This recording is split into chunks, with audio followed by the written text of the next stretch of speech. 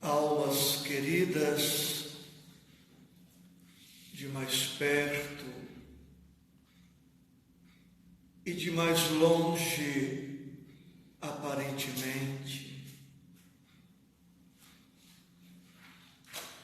aprendizes e enfermos desencarnados, que igualmente se associam conosco nesta hora feliz, como nos propõe Jesus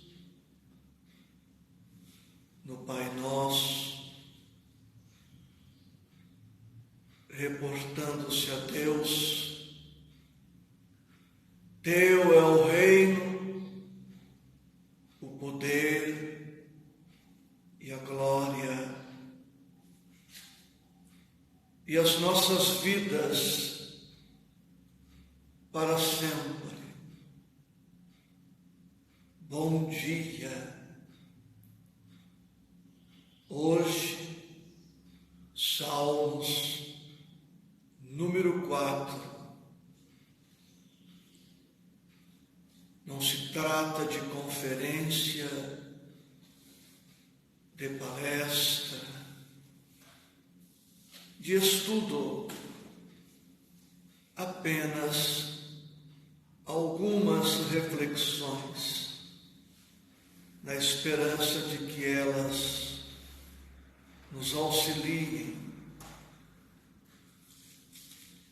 em homenagem aos que estão agora sem a Bíblia. Permitam-me a leitura integral dos Salmos.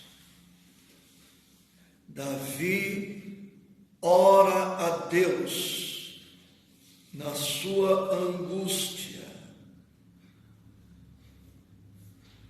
Ouve-me quando eu clamo, ó Deus da minha justiça. Na angústia me deste largueza, tem misericórdia de mim e ouve a minha oração. Filhos dos homens, até quando convertereis a minha glória em infâmia? Até quando amareis a vaidade e buscareis a mentira? Sabei, pois, que o Senhor separou para si aquele que lhe é querido. O Senhor ouvirá quando eu clamar a Ele. Perturbai-vos e não pequeis.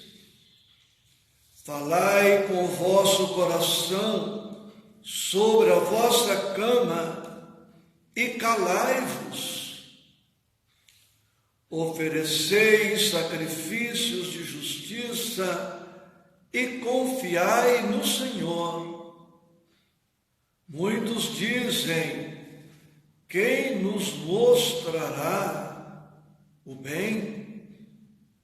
Senhor, exalta sobre nós a luz do teu rosto.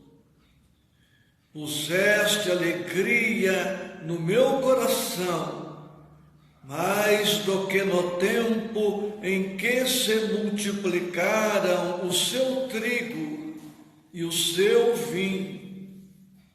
Em paz também me deitarei e dormirei, porque só tu, Senhor, me fazes habitar em segurança.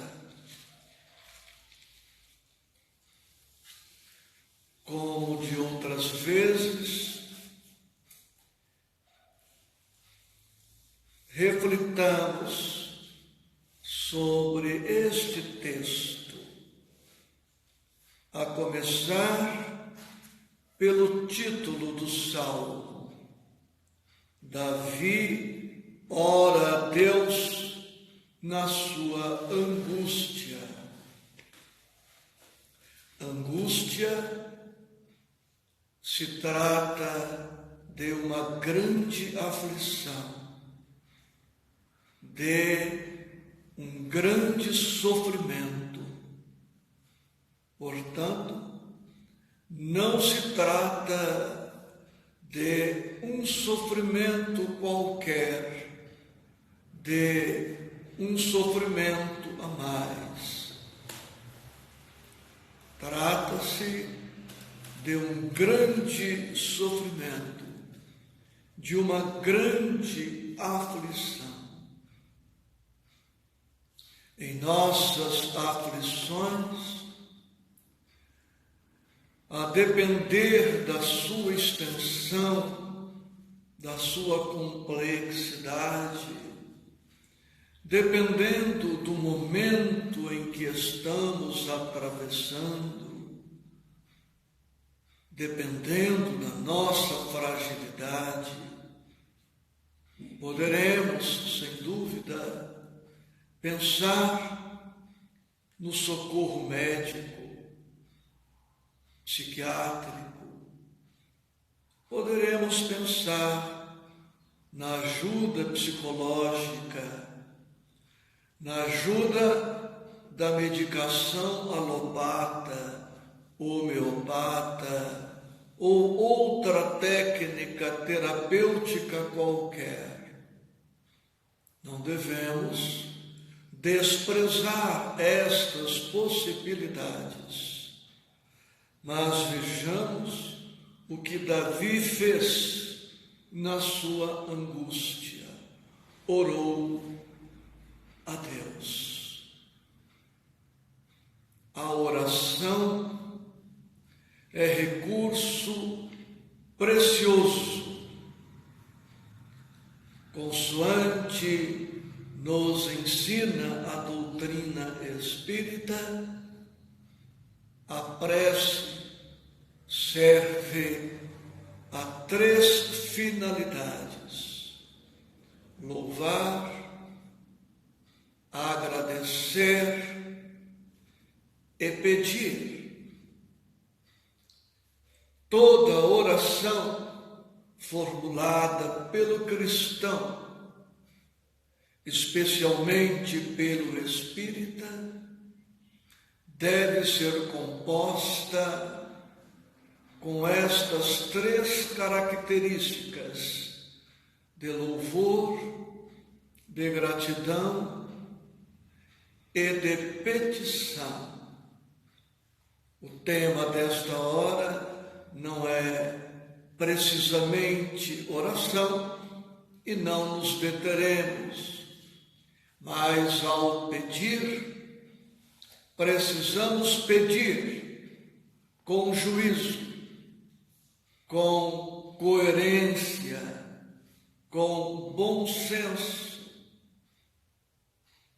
Sobretudo, pedir inspiração, pedir forças, pedir coragem, paciência, tolerância e o mais de que nos reconhecemos necessitados. Ouve-me quando eu clamo, ó Deus da minha justiça. Na angústia me deste largueza, tem misericórdia de mim e ouve a minha oração. Davi confia na justiça de Deus. Em nossas orações, em nossas aflições, precisamos confiar na justiça de Deus. Não é por acaso, não é sem sentido que estamos enfrentando esta ou aquela angústia. Ou essa angústia pode ser proveniente de fora para dentro, como pode ser também de dentro para fora. Precisamos perceber que nós somos os artífices de nossa infelicidade e também, felizmente, os artífices de nossa felicidade, de nossa paz. Justiça, almas queridas, é amor. Deus é justo porque Ele é, antes de tudo, amor. Como Ele nos ama e como o amor é também justiça, não somente justiça, quando confiamos no amor de Deus, estamos confiando em sua justiça. E quando confiamos em sua justiça, estamos confiando em seu amor. Na angústia me deste largueza, quer dizer, amplitude, grandeza. A aflição de Davi não é pequena, é este o sentido. Tem misericórdia de mim e ouve a minha oração. Nem sempre fazemos por merecer a proteção de Deus. Nem sempre fazemos por merecer a alegria que anelamos, a segurança que anelamos. Mas isto não nos impede de apelar para a misericórdia de Deus. Para que a justiça seja perfeita, ela necessita do complemento da misericórdia. Misericórdia é a compaixão, é a piedade, é ter coração para com as nossas misérias. E no sentido figurado, Deus tem coração para com as nossas misérias. A justiça sem misericórdia seria uma justiça inclemente, intolerante, inflexível, intransigente, e ela deixaria de ser justiça, deixaria de ser amor. No versículo 2, Davi fala do assédio dos homens, da campanha que fazem contra ele. Ele se refere à palavra infâmia, má fama. Certamente, Davi está sofrendo um cerco terrível por conta do comportamento infeliz e inadequado das pessoas. No versículo 3, ele adverte a estas pessoas, dizendo: Sabei, pois, que o Senhor separou para si aquele que lhe é querido. O Senhor ouvirá quando eu clamar a Ele. O Senhor separou para si aquele que lhe é querido. Entendamos isto. Deus é absoluto nas suas perfeições. Deus é amor absoluto. Deus é misericórdia absoluta. Ele ama igualmente a todos os seus filhos, sem preferências, sem privilégios, sem favoritismos, sem inclinações. E como entender este pensamento do salmista Davi, que o Senhor separou para si aquele que lhe é querido?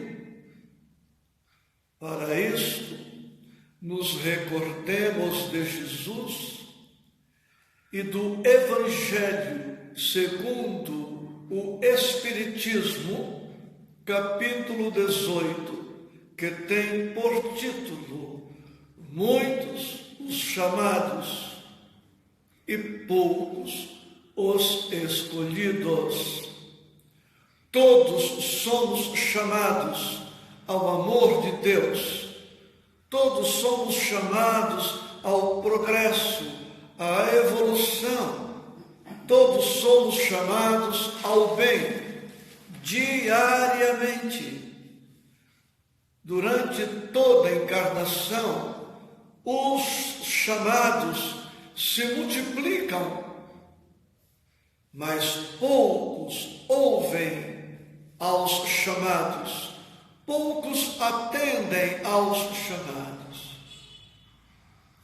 E a estes que atendem os chamados, eles próprios fazem por merecer a multiplicação dos recursos.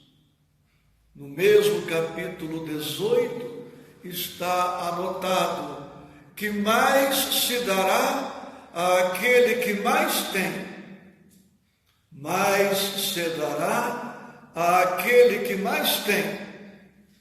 Não se trata de privilégio, repitamos, mas de justiça. É justo que aquele que mais semeie, que mais cuide da plantação, é justo que aquele que mais invista no bem, colha maior soma de bem. E Davi, imperfeições à parte, era um crente, era um devotado ao serviço de Deus, amava a Deus, confiava em Deus. Era, portanto, justo que ele auferisse mais benefícios desta sua entrega. E ele termina o versículo 3 dizendo: o Senhor ouvirá quando eu clamar a Ele. Ainda aí estamos diante da justiça. Muito mais tarde, o apóstolo Tiago escreveria: a oração do justo pode muito em seus efeitos. A oração do justo pode muito em seus efeitos. Outra vez, sem aborrecê-los com a repetição, não se trata de favorecimento, de favoritismo, mas de justiça. Porque aquele que é justo, aquele que ama a Deus, que serve a Deus, que ama o Cristo, que ama o Evangelho, é um espírito dedicado ao bem de todos. É alguém que já desenvolveu algumas capacidades, algumas características.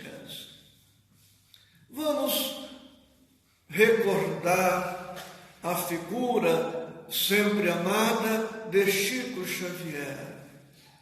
Certamente que o nosso Chico oraria com juízo, oraria com bom senso, oraria com discernimento. Jamais um espírito da condição do Chico oraria de maneira infantil, de maneira caprichosa, de maneira vaidosa, de maneira exigente. Chico talvez não pedisse a cura para o corpo, talvez ele pedisse entendimento, talvez pedisse humildade, talvez pedisse resignação, coragem, paciência. O justo sabe orar com justiça. Aquele que ama sabe orar com amor. Aquele que tem bom senso ora com bom senso. Por isso, o apóstolo Tiago tem razão quando afirma que a oração do justo pode muito em seus defeitos, porque não é uma oração leviana. É uma oração profunda, coerente, de acordo com a vontade de Deus. Versículo 4. Perturbai-vos e não pequeis. Falai com o vosso coração sobre a vossa cama e calai-vos. Aqui o salmista Davi propõe aos seus adversários que façam um estacato, que parem com suas atitudes e façam um mergulho para dentro de si mesmos. Ele está dizendo, na linguagem daquela época, quando propõe para colocarem o coração sobre a vossa cama e calai-vos, ele está dizendo, auscultem a vossa consciência. Façam um exame de consciência. Observem se vocês estão verdadeiramente felizes com esta atitude contra um servo de Deus. Verifiquem se o que vocês estão fazendo está correto, se o que vocês estão fazendo está de acordo com o pensamento de Deus, se está de acordo com o amor, se está de acordo com a justiça, se está de acordo com a misericórdia, se está de acordo com o bem. Porque muito certamente ele estava se dirigindo aos irmãos hebreus. E todos eles tinham acesso a Moisés. Todos eles tinham já algum conhecimento da lei divina. Todos eles tinham conhecimento sobre os escritos dos profetas. E Davi os adverte para a incoerência entre o comportamento deles e o que propunha a lei mosaica e o que propunha os escritos dos profetas.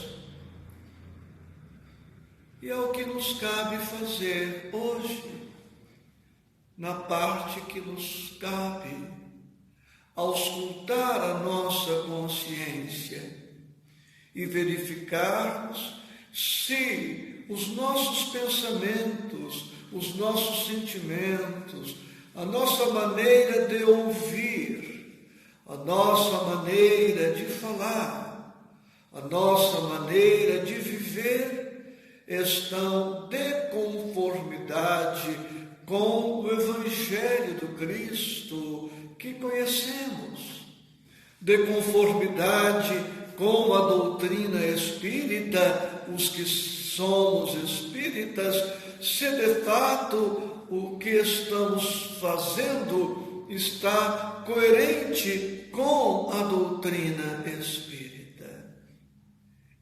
E certamente, em muitos aspectos, constataremos que os nossos pensamentos, que os nossos sentimentos, que os nossos quereres estão incompatíveis com o que nos propõe o Evangelho.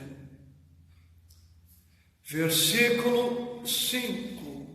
Oferecei sacrifícios de justiça e confiai no Senhor. Oferecei sacrifícios de justiça, isto é, não vamos sacrificar o nosso tempo, não vamos sacrificar as nossas energias, não vamos sacrificar a oportunidade reencarnatória, insistindo na prática daquilo que não nos convém à paz, daquilo que não nos convém à felicidade. Oferecei sacrifícios de justiça. Também podemos dizer, ofereçamos sacrifícios à espiritualidade. Sacrifiquemo-nos por aquilo que efetivamente vale a pena. Sacrifiquemo-nos por aquilo que efetivamente vai nos ensejar a fruição da paz, da felicidade, da tranquilidade, da segurança que todos nós anelamos. E confiai no Senhor. Ele propõe aos seus detratores a fé. E todo aquele que se conectar com Deus, todo aquele que se conectar com o Cristo, todo aquele que se conectar com a espiritualidade, com o Evangelho, gradualmente será levado a uma mudança de conteúdos psíquicos e espirituais. Será levado a uma mudança, a uma renovação de pensamentos, de sentimentos e, consequentemente, de comportamentos. Ou seja, toda vez que praticamos algum mal, ou não praticamos o bem que podemos e devemos, é sinal de que, naquele momento, estamos desconectados da espiritualidade. O que está dizendo Davi? Conectem-se com Deus, com o bem, e vocês modificarão este comportamento inadequado. Versículo 6. Muitos dizem: quem nos mostrará o bem? Quem de nós pode formular esta pergunta? Quem nos mostrará o caminho a seguir? Quem nos mostrará onde está a verdade? Já naquela época, eles tinham conhecimento de Moisés, dos profetas.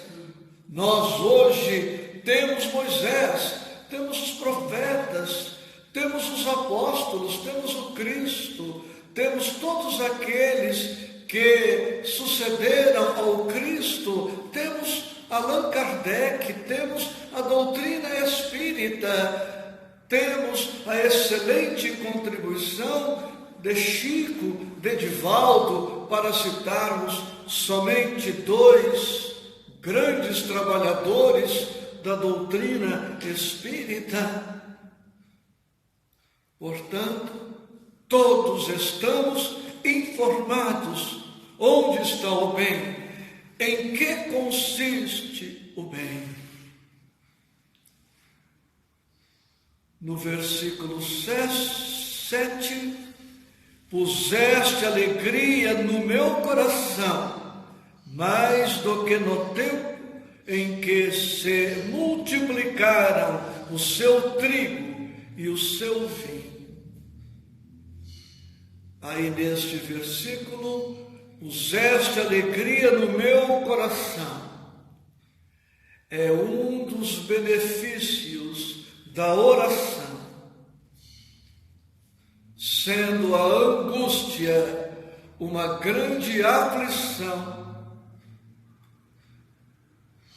quando a experimentamos, estamos baldos, pobres de alegria, orando, nos conectando com o alto, dentre outros benefícios, nós haveremos de experimentar alegria, um dos efeitos da oração.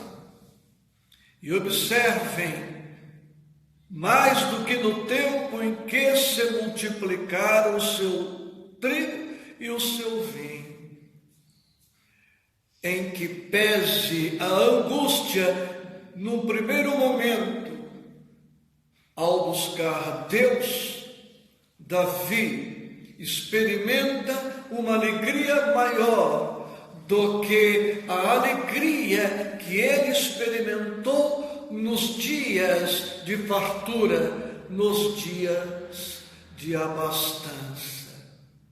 Ou seja, nada no mundo,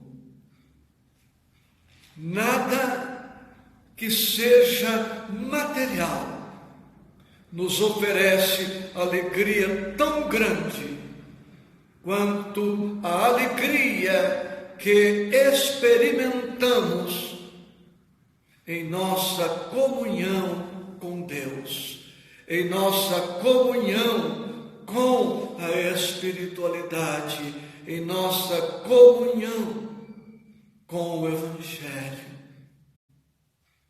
E podemos afirmar: é melhor estarmos na angústia com Deus do que na alegria mundana sem Deus. É preferível a grande aflição com Deus, com o Cristo, com a espiritualidade, com o Evangelho, com o amor, com a justiça, com a misericórdia em nossas vidas, a estarmos distantes destes valores todos, fruindo da suposta felicidade humana, da enganosa felicidade humana, da ilusória felicidade humana. Porque a felicidade humana, por melhor seja, ela não se sustenta, não é permanente, não é duradoura. E muitas vezes o que rotulamos de felicidade, de alegria, em verdade é o prenúncio de uma grande tragédia. Emmanuel nos diz que muitas vezes o espírito precisará de séculos para resgatar os crimes praticados em 1 minuto de felicidade humana. O espírito poderá necessitar de séculos para resgatar os crimes cometidos em 1 minuto de prazer humano, de suposta felicidade humana. Quantos estão em pranto de felicidade e quantos estão gargalhando em sua loucura? Portanto, o riso fácil não é certeza de felicidade verdadeira, e o pranto não quer dizer necessariamente infelicidade. É preferível chorar com o Cristo a gargalhar com os homens, se o Cristo não fizer parte desta felicidade. E ele que orou, e ele que confiou, Davi, que estava em paz de consciência, termina os Salmos 4 dizendo: em paz também me deitarei e dormirei, porque só tu, Senhor, me fazes habitar em segurança. Eu não fiz mal algum. Os meus detratores não têm razão na campanha difamatória contra mim. Estou em paz de consciência. Deus está comigo. Eu estou com Deus. Estou seguro, estou tranquilo. Não precisarei assim de tantos calmantes para dormir, nem de tantos calmantes para viver. E fechando as nossas reflexões, o livro Momentos de Alegria, que é o oposto da angústia, capítulo 1, onde a nossa benfeitora Joana de Ângeles nos diz: um semblante jovial em qualquer idade cativa, reunindo as criaturas em sua volta, atraídas pela claridade da alegria. Uma expressão de face cordial inspira confiança e convida outras pessoas à convivência fraterna. Um sorriso de júbilo tranquilo renova a esperança de viver nos indivíduos que se deixaram debilitar, assim redescobrindo que é possível ser feliz. E em respeito ao tempo, fechamos as nossas reflexões com os 2 últimos parágrafos da página. Todo o Evangelho de Jesus é uma constante canção de alegria, rica de esperanças e paz. Medita nisso, pratica-o e a tua existência se renovará, porque alegria é saúde e é vida. Todo o Evangelho de Jesus é uma constante canção de alegria, rica de esperanças e paz. Medita nisso, pratica-o e a tua existência se renovará, porque alegria é saúde e é vida. Portanto, quanto menos Evangelho, mais angústia, mais tristeza, mais amargura, mais desencanto, mais frustração, mais decepção, mais pessimismo, mais tédio, mais vazio existencial. E quanto mais Evangelho, mais alegria, mais paz, mais força, mais coragem, mais esperança, mais felicidade verdadeira, porque nascida de uma consciência tranquila, de uma postura otimista de quem percebe a relevância da oportunidade reencarnatória e aproveita-a em benefício próprio e em benefício das demais criaturas. Que o Senhor a todos sempre nos abençoe.